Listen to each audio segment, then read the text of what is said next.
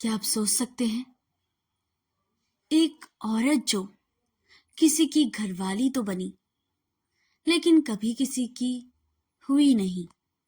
ये कहानी है एक ऐसी औरत की जिसे सबने अपना बनाना चाहा, लेकिन कोई उसे समझ ही नहीं पाया। एक ऐसी कहानी जो समाज के दिखावे और असली सच्चाई के बीच का फर्क भी उजागर करती है। समाज उसे बदचलन कहता है, लेकिन सच्चाई जानकर आप भी सोचने पर मजबूर हो जाएंगे कि समाज के उन्हीं कुछ लोगों में जो उसे अपना बनाना चाहते हैं, और वही वही लोग उसको बाद में एक बदचलन का नाम देकर पुकारते हैं। तो कहानी का नाम है घरवाली और इसके लेखक हैं इस्मत चुगताई जी। तो चलिए शुरू करते हैं आज की कहानी। जिस दिन मिर्जा की नई नौकरानी लाजो घर में आई, सारे मोहल्ले में खलबली मच गई। मेहतर, जो मुश्किल से 2 झाड़ू मारकर भागता था, अब जमीन छीले फेंकता था।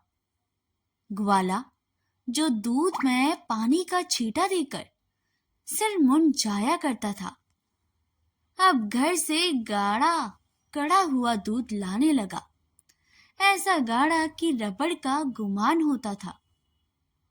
पता नहीं कि किस अरमान भरी ने लाजो नाम रखा होगा। लाज और शर्म का तो लाजो की दुनिया में कोई मतलब ही न था। ना जाने कहां और किसके पेट से निकली, सड़कों पर रुल कर पाती। तेरे मेरे टुकड़े खाकर इस काबिल हो गई कि छीन झपट कर पेट भर सके। जब सयानी हो गई तो उसका जिस्म उसकी वाहिद दौलत साबित हुआ। जल्दी वह तो हम उम्र आवारा लौंडों की सोहबत में जिंदगी के अछूते राज जान गई और बिना नकेल की उठनी बन गई। माप तोल की उसे कतई आदत न थी। कुछ हाथ लग गया तो क्या कहने, नगद ना सही तो उधार ही सही। जो उधार की भी तौफीन ना हो तो खैरत नहीं। क्यों री, तुझे शर्म नहीं आती? लोग उससे पूछते। आती है, वे बेहाई से शर्मा जाती। एक दिन खट्टा खाएगी। लाजो को कब परवाह थी, वह तो खट्टा मीठा एक सांस में डकार जाने की आदी थी।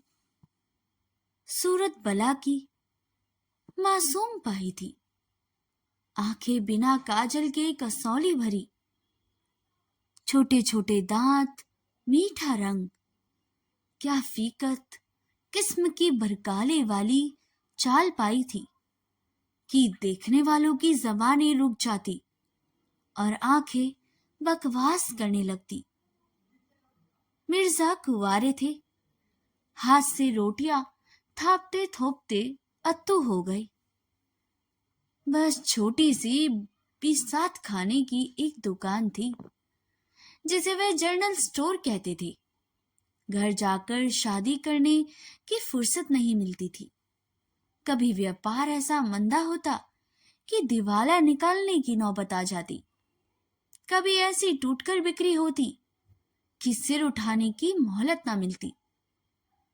सिर पर सहरा बंधवाने की तो बात ही कहां। बख्शी को लाजो एक बस स्टॉप पर मिली थी। बीवी पूरे दिन से थी, नौकरानी की जरूरत थी। जब बच्चा हो गया तो उसे मार कर निकाल दिया। लाजो तो पीटने और निकलने की आदी थी, मगर बख्शी को कुछ उसकी लत सी पड़ गई थी। अब उसे समुंदर पार बड़े मार्के की नौकरी मिल गई थी, इसलिए उसने सोचा कि लाओ भाई, उसे मिर्जा के यहाँ डाले आए। कंजरियों में मिट्टी पलीत कराते हैं, जरा यह मुफ्त का माल भी तो चख के देखे। लाहौल विला कुव्वत। मैं नीच औरतों को घर में डालने का कायल नहीं। मिर्जा बिदक गई। अरे मियाँ, हटाइए भी, सारा काम काज करेगी।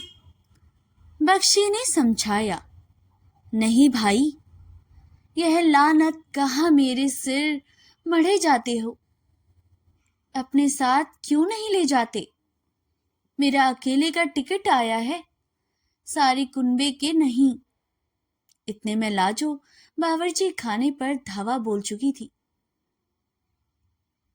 लहंगे और लंगोट की तरह कसे हुए लंबा बास, जिसके सिर पर झाड़ू बंधी थी, लिए सारे घर में घूमती फिर रही थी।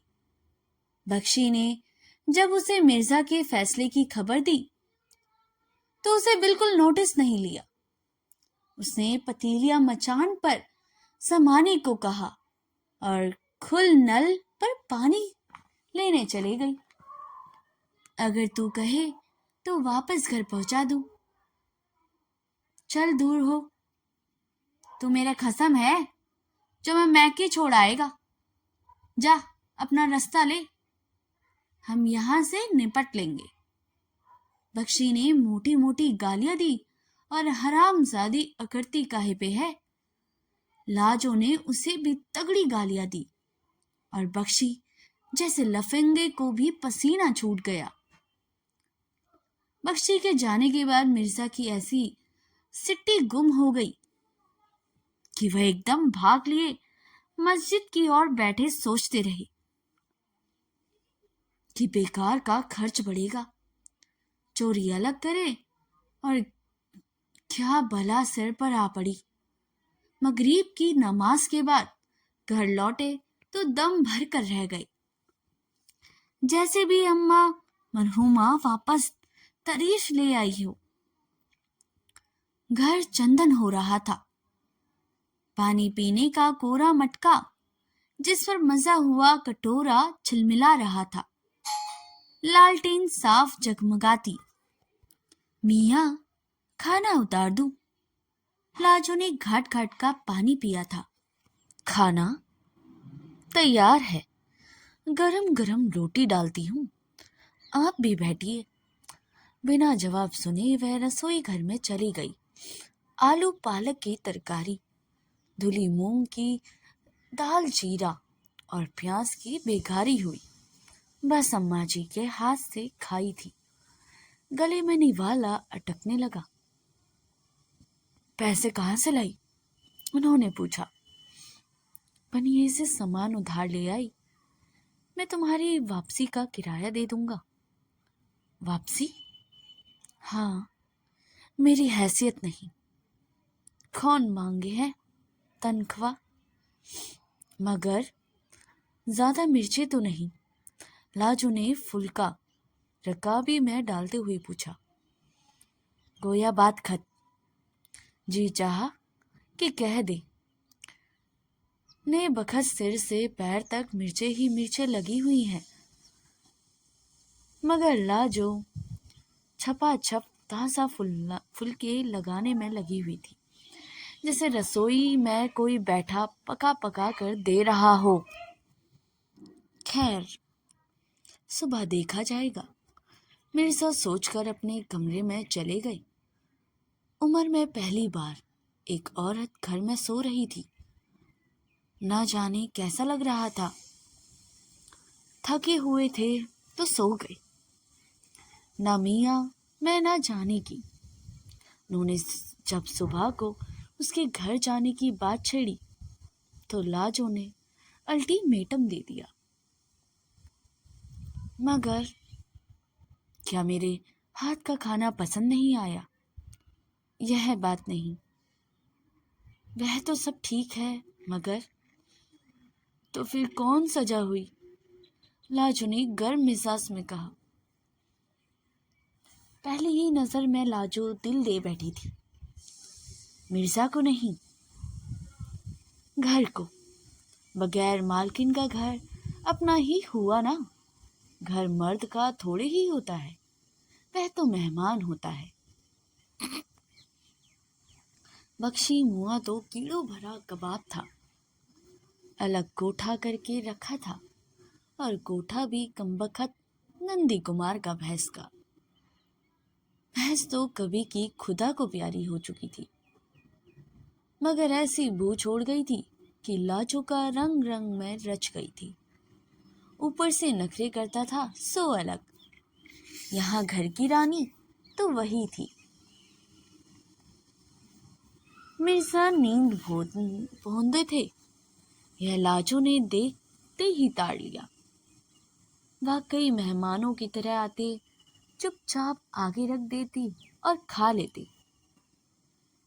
वैसे पैसे दे जाते और 2-4 बार हिसाब पूछा, फिर इत्मीनान हो गया कि लूटती नहीं। वे सुबह को जाते और शाम को आते। लाजो दिन भर घर को संवारती, आंगन में नहाती, कभी जी चाहता तो पड़ोस में रामू की दादी के पास जाकर बैठ जाती। रामू मिर्जा के स्टोर में काम करता था। लाजो पर फौरन नर्म हो गया। 13-14 बरस का होगा। मुंह पर ढेरों मुहासे, बुरी सोहबत में मिट्टी हो गया। उसी ने बताया कि मिर्जा अक्सर कंजरी के यहाँ जाते हैं। लाजो को बहुत बुरा लगा। बेकार का खर्चा, डाकिने होती हैं ये कंजरियां। आखिर यह खुद किस मिर्च की दवा थी, उससे सोचा। आज तक जहाँ रहती सभी खिदमात खुश असूली से संभालती। लाजो को आए हफ्ता गुजर गया, लेकिन ऐसी बेकर्दी उससे कहीं नहीं हुई। मर्द और औरत के रिश्ते को उसे हमेशा फराक दिली से देखा। प्यार ही उसके लिए सबसे हसीन तजुर्बा था। कुछ अमर से उसे इस प्यार से दिलचस्पी पैदा हो गई थी। ना माँ मिली, ना दादी नानी जो ऊंच नीच संभालती। इस मामले में लाजो बिल्कुल पड़ोस की बिल्ली थी, जो बिल्ली की मेहरबानी को अपना हक समझती थी। इधर उधर से बहुत पैगामात उसे मिल रहे थे, मगर वह मिर्जा की नौकरानी थी, नहीं गई। उससे टाल दिया कि लोग हंसेंगे मिर्जा पर। मिर्जा ऊपर से बर्फ का तुंदा बने बैठे थे, अंदर बेचारे के ज्वालामुखी दहक रहा था। जानबूझकर वे घर से कटे कटे रहते। अजीब दिल का आलम था। कुछ मोहल्ले के मंचलों की भी उस दहशत में था। जिधर देखा लाजो के चर्चे। आज उसे दूध वाले का मुंह खसोटा, कल पनवाड़ी के थोपड़े पर गोबर उठाकर दे मारा। जिधर भी जाती लोग हथेली पर दिल लेकर दौड़ते पड़ते थे। स्कूल के मास्टर जी गली में मिल जाते तो उसे शिक्षा देने पर उतारू हो जाते। मस्जिद से निकलती हुई मुलजाली भी कड़ों की आवाज सुनकर बलाओं को भगाने वाली अतुल्य कुर्सी पढ़ने लगते।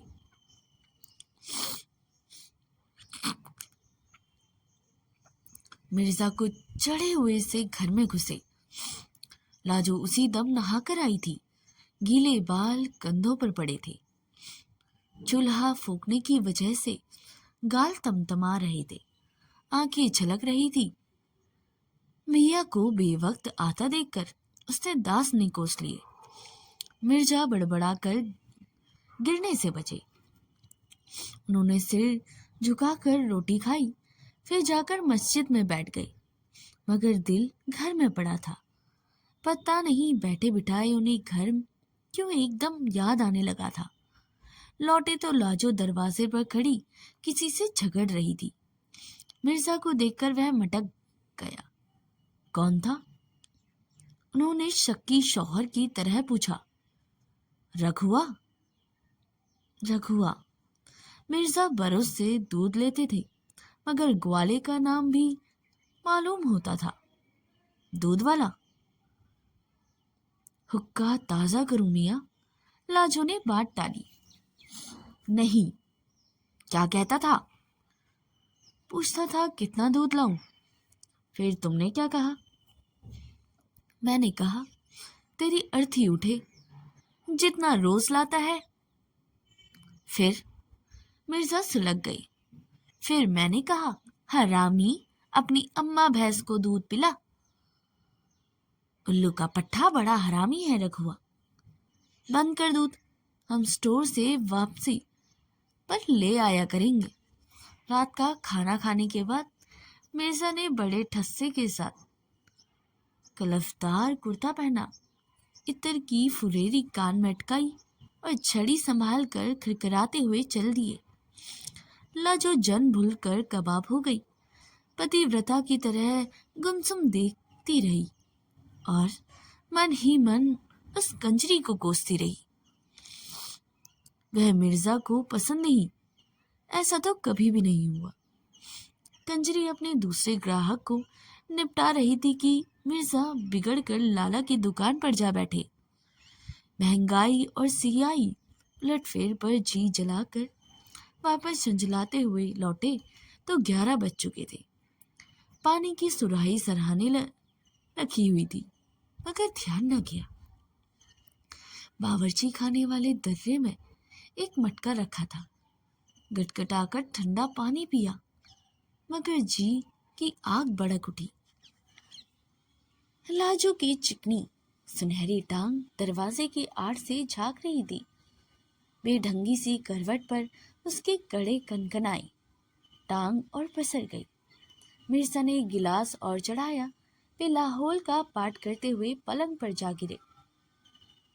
करवटें लेकर जिस्म छल गया। पानी पी पी कर पेट नक्कारा हो गया। दरवाजे के पीछे से टांग और भी अड़ंगे लगाने लगी। अचानक खौफ गला दबोचने लगा। बड़ा उधम मचाएगी ना मुराद, मगर शैतान ने पीछे से ढकेलना शुरू किया। अपने पलंग से एक दर्रे तक ना जाने कितने मील के चक्कर काट चुके थे। अब उनमें दम नहीं था। एक भोला भाला सा ख्याल उनके दिल में सिर उठने लगा कि अगर लाजो की टांग इतनी खुली ना रहे तो उन्हें उतनी प्यास ना लगे। ख्याल ने जैसे ही फन उठाया, उनकी हिम्मत बढ़ गई। नामुराद जाग गई तो ना जाने क्या समझेगी, मगर अपने बचाव की खातिर खतरा भी मोल लेना ही पड़ता है। जूते पट्टी तले छोड़े और दबे पांव वह सांस रोके आगे बढ़ चुके। चुटकी से लहंगे की गोट पकड़कर खींच दी। दूसरे लम्हे उन्हें पछतावा भी होने लगा कि शायद गरीब को गर्मी लग रही हो। थोड़ी देर बाद बगैर फैसला कुन अंदाज में खड़े कांपते रहे। फिर दिल पर पत्थर रखकर वापस मुड़े। अभी उनके ठटकते कदम चौखट तक नहीं पहुंचे थे कि कयामत टूट पड़ी। एक करवट लगाकर लाजो ने उन्हें जा लिया। मिर्जा की खग्गी बंद गई। मिर्जा के साथ जिंदगी में ऐसी बेजा कभी नहीं हुई थी। वह हाय हाय करते रहे और लाजो ने उनकी लाज लूट ली। सुबह को मिर्जा लाजो से ऐसे शर्मा रहे थे जैसे नई ब्याही दुल्हन। लाजो सीना सूर फतेही विजयनी की तरह गुनगुना रही थी और पराठों में घी की तहे जमा रही थी। उसकी आंखों में रात की बात का कोई अकस न था। वैसे ही रोजाना की तरह दहलीज पर बैठी मक्खियां उड़ाती रही। मिर्जा डर रहे थे कि अब वह उंगली पकड़ पोछा पड़ेगी। दोपहर को जब वह उनके लिए खाना लेकर दुकान पर पहुंची तो उसकी चाल में अजीब सा ठुमका था। लाजो को देखकर लोग खामखा की चीजों पर भाव पूछने आ जाया करते थे। मारे बांधे कुछ खरीदना भी पड़ जाता था। बगैर कहे लाजो फौरन सामान नाप तोल कर देने लगती। हर चीज के साथ ढेरों मुस्कुराहटें और नखरे भी बांध देती। इतनी सी देर में वह इतनी बिक्री कर जाती कि मिर्जा से सुबह से शाम तक नहीं हो पाती। आज उन्हें यह बात नागवाह गुजर रही थी, मगर अब तो मिर्जा के सो राजा के नहीं, क्या बूटी चढ़ गई और रंग निकल आया। लोग वजह जानते थे और मरते थे। मिर्जा की भी दिन ब दिन बौखलाहट बढ़ती जा रही थी। इतनी वह खिदमत गुजारी करती गई कि उनके उतने दीवाने हो गए। उनके दिल में दुनिया का खौफ बढ़ता गया। उन्हें लाजों की बेतकल्लुफियों का बहुत शुगन तजुर्बा था। पहले दर्जे की बेहया थी, खाना लाती तो बाजार में भूचाल आ जाता। किसी की चुटकी बजती, किसी का ठेंगा दिखाती, कूले मटकाती, गालियां झाड़ती हुई आती तो मिर्जा का खून खौल जाता। वे कहते, तुम खाना लेकर ना आया करो। काहे को? लाजो का मुंह उतर जाता। सारे दिन अकेली बुरा बुरा जाती हूँ। बाजार में रंग जमता है, हंसी दिल लगी चलती है। जब कभी वह खाना लेकर ना आती तो मिर्जा के दिल में तरह तरह के शब्बे उठने लगते। ना जाने क्या गुल खिला रही होगी। वे सोचते, मिर्जा बेवकत जासूसी करने आ धमकते। वे फौरन उनका थकान उतारते पर आमादा हो जाती। ऐसी फेंकत लौंडिया से खौफ ना आएगा। एक दिन जो ये एकदम घर पहुंचे तो देखा लाजो रद्दी कागज वाले को वे नुक्त सुना रही है और रद्दी वाला दांत निकों से शरबत के से घूट घुटक रहा था। मिर्जा को देखा तो भाग गया। मिर्जा ने उसी दम लपक कर गर्दन नापी और कस कस के 2 झापड़ लगाए, दी 1 लात। तो दोस्तों, यह कहानी यहीं पर समाप्त होती है। इस्मत चुगताई की कहानी घरवाली एक सामाजिक और व्यंग्यात्मक कहानी है। उन्होंने समाज के पाखंड, नैतिकता और रिश्तों की सच्चाई को उजागर किया है। घरवाली कहानी का मुख्य पात्र मिर्जा है, जो एक आम आदमी है और अपनी जिंदगी को अपने तरीके से जीना चाहता है। वह एक नौकरानी लाजो या लाजवंती को अपने घर लेकर आता है और उसे पत्नी जैसा दर्जा देने की कोशिश करता है, लेकिन समाज और खुद उसकी सोच उसे पूरी तरह स्वीकार नहीं कर पाते। लाजो एक आज़ाद ख्याल और बेफिक्र लड़की है। वह मिर्जा के नियमों और सभ्य बनने की कोशिश को ज़्यादा महत्व नहीं देती। मिर्जा चाहता है कि वह एक आदर्श घरवाली बने, शांत, आज्ञाकारी और समाज के नियमों के अनुसार चलने वाली। लेकिन लाजो का स्वभाव बिल्कुल अलग होता है। वह अपनी स्वतंत्रता नहीं छोड़ती और अपने तरीके से जीवन जीती है। यही बात मिर्जा को परेशान करती है। तो दोस्तों, यह कहानी यहीं पर हम समाप्त करते हैं। इसका अगला भाग मैं कल ही आपके सामने पेश करूंगी। अगर आपको हमारी कहानी पसंद आई हो तो इसे लाइक, सब्सक्राइब और शेयर करना बिल्कुल ना भूलिएगा। मिलते हैं अगली कहानी में। तब तक के लिए धन्यवाद।